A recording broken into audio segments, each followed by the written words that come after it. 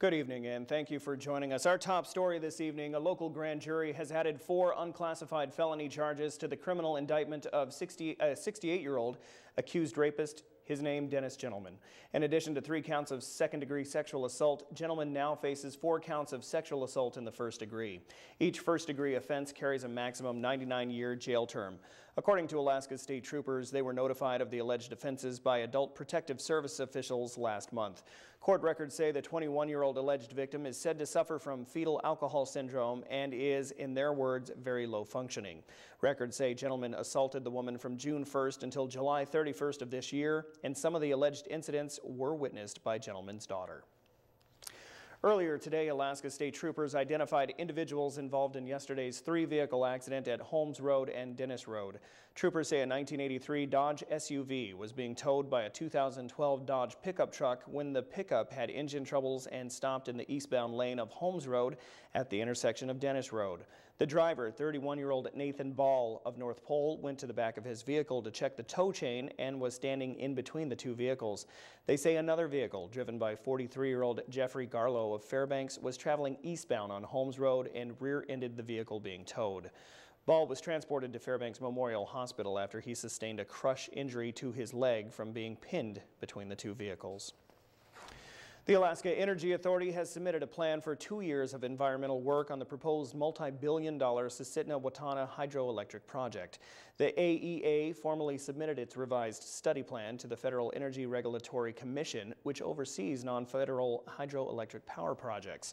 The public has until January 18th to comment on the plan, and the Commission is expected to accept or reject it by February 1st.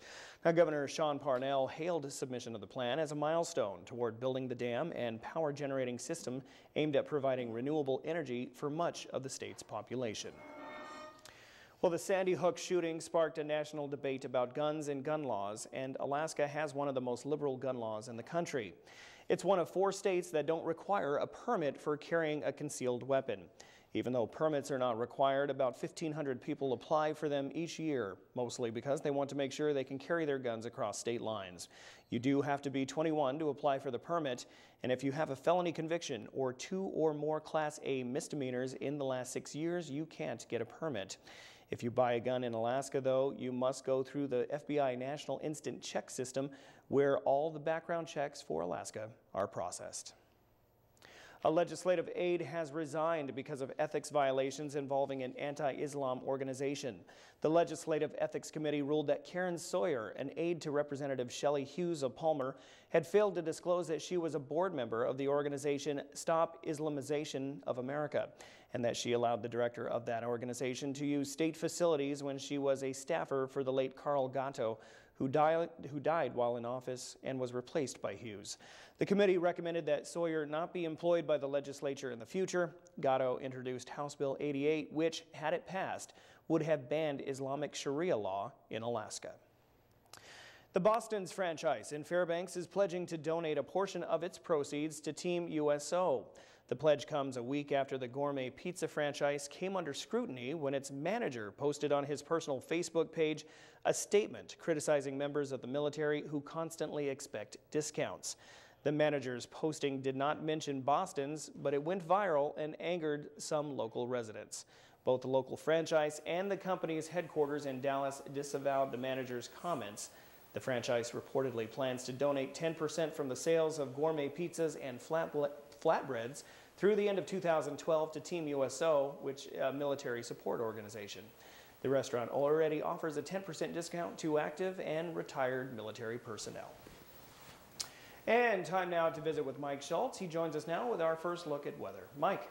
Another cold day across the interior, Daryl, but not quite as cold as it was yesterday. As you can see, our temperatures across the interior pretty consistent. 22 below at Fort Wainwright, 21 below Allison Air Force Base, Delta Junction, a little more chilly, 30 degrees below zero, 23 below at North Pole. And over to the west, we're looking at Nenana at 19 below, even colder to Denali Park, 32 degrees below zero.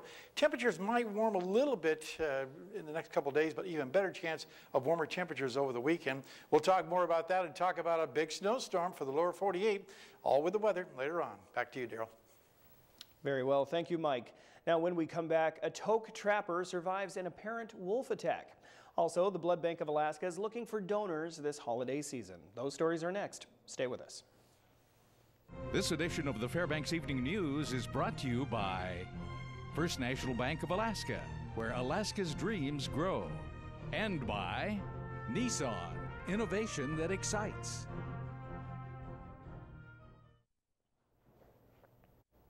And welcome back. A 30-year-old Tok trapper was attacked by a wolf last week off the Taylor Highway. The animal bit through the man's parka and 3 layers of clothing to put a 3-inch gash on his arm. Lance Grengard said he was driving down a frozen creek when a single black wolf grabbed his arm and started jerking on it. Now, afraid the wolf was going to pull him off his machine and maul him, Grengard jumped onto the animal and to get onto its back. The wolf broke free and ran off. Grengard was treated for the bite and will undergo a series of rabies shots. Senator Lisa Murkowski has released her 7th Veteran Spotlight installment featuring Nicole Tovar, a U.S. Army veteran.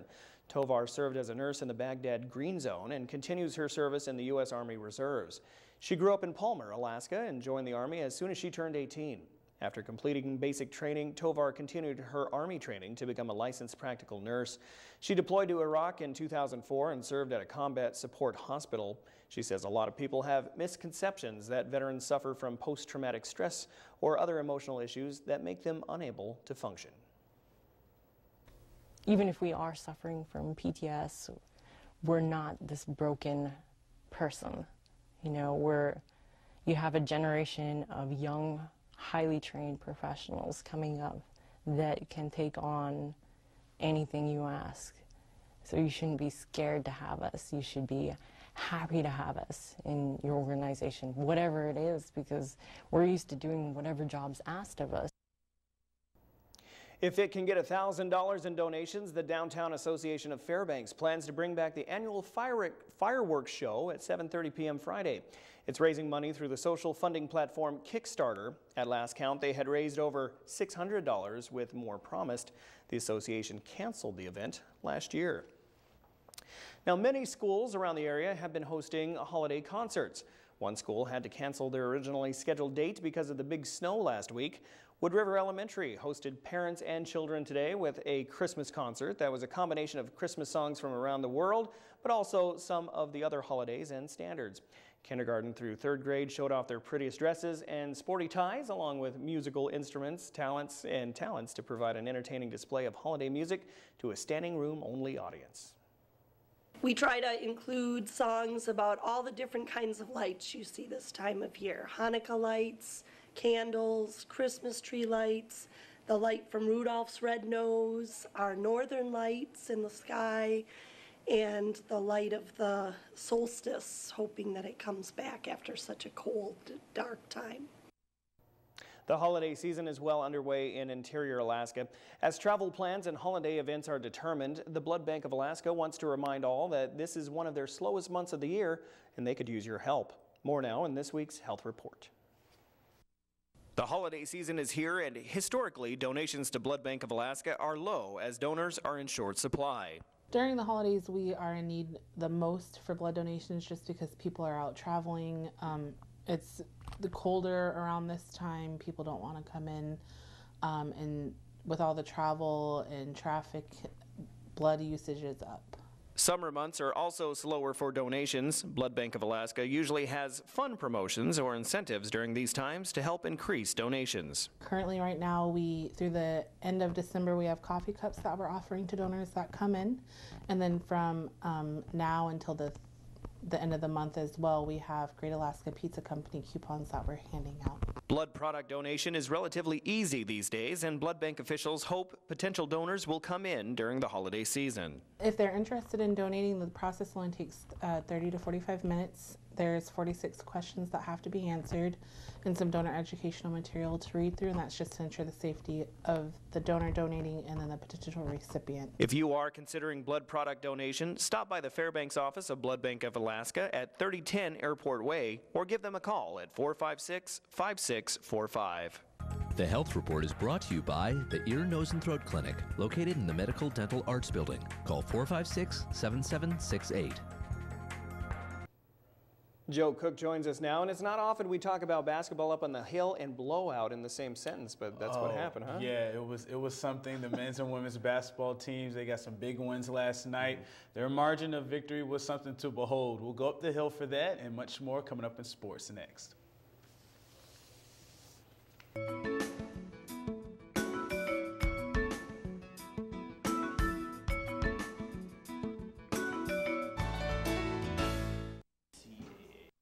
Brought to you by the Law Office of Rita T. Alley. Peace of mind through professional legal services.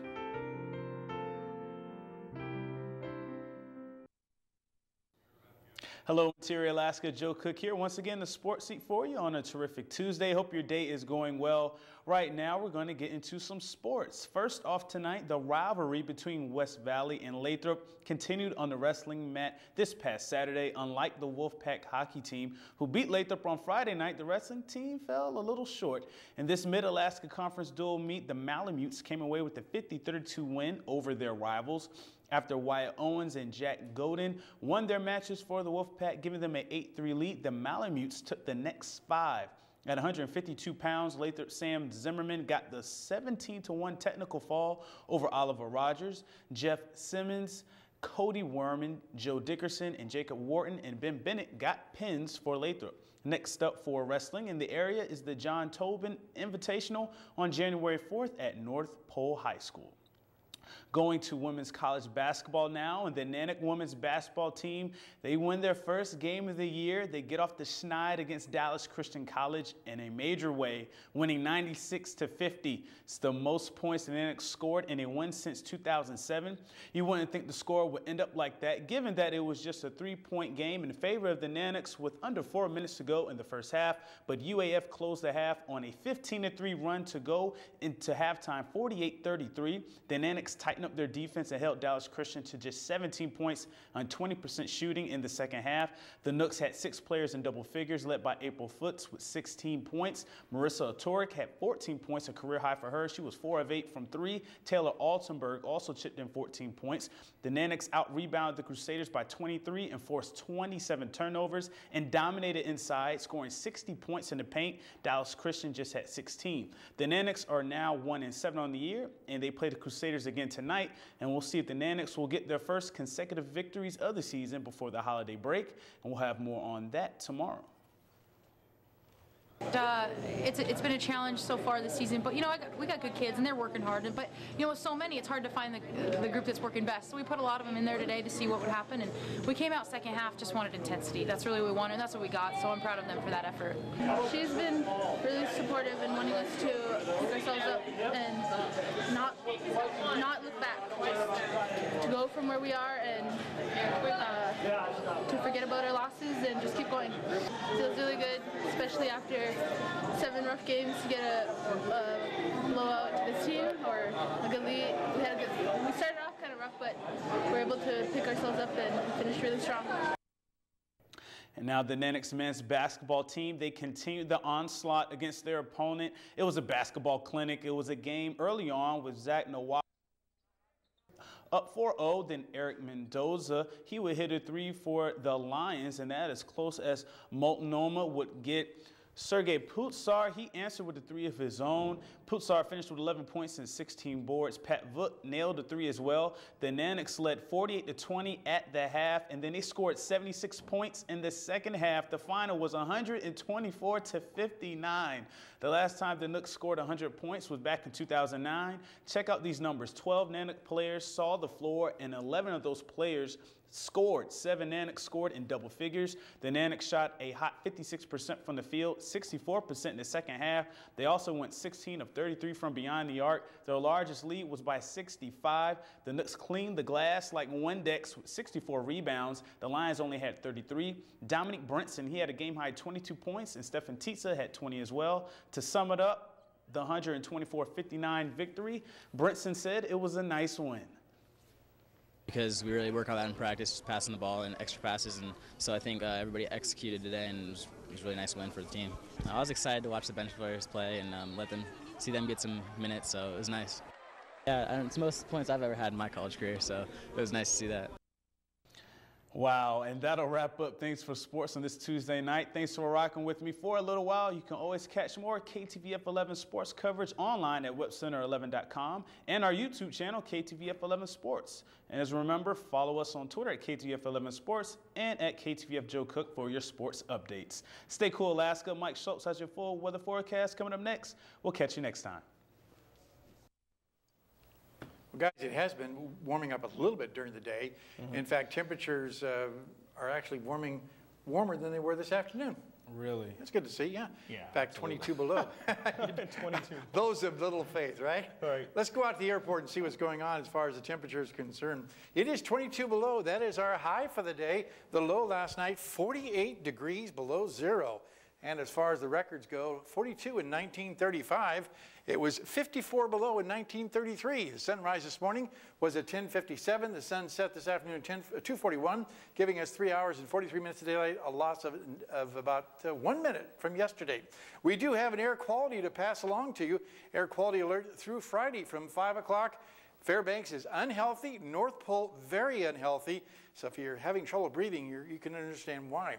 And as far as our satellite picture is concerned, we're taking a look at the satellite picture, and you can see we're looking at a lot of moisture still trying to work its way in from Canada and across the rest of the western half of the state. Skies are clearing as that moisture is coming across. And I got to tell you, it's great to be back in front of these maps again. I miss them quite a bit.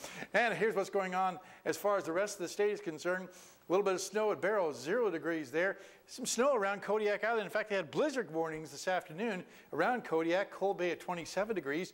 Over southeast Alaska, 35 at Ketchikan. Clear skies up and down the west coast. And Fort Yukon at 19 degrees below zero. So it's not too bad at Fort Yukon. Lower 48 weather. Again, we're talking about lots of rain over the Pacific Northwest. Not too bad over the Southwest. Elsewhere across the country, we have skies clearing after some pretty good snow across the Great Lakes, up and down the east coast, not too bad. Here's the storm that brought a little bit of light snow across the interior, sections around Chicago and Green Bay. Another big storm is gathering strength and expected to become a real monster. And up and down the west coast, you can see here things are looking pretty bleak for another storm system, bringing lots of rain all the way down to Northern California, snow in the higher elevations. Back to our outlook for later on this week. There's the big winter storm that's expected to move it across the northeast, and up and down the west coast we have quite a bit of rainfall, but again, very mild temperatures over the southwest. Now, as far as Alaska is concerned for tomorrow in the northern sections, windy in Barrow, 45-mile-an-hour winds.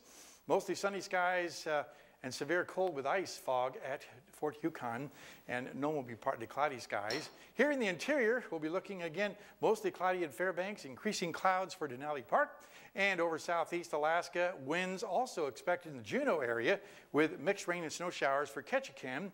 And over the southwest part of the state, sunny skies at Bethel, snow showers for Cold Bay, and snow expected Kodiak Island. And the south central regions, mostly sunny skies for Anchorage with partly cloudy skies at Valdez and Homer.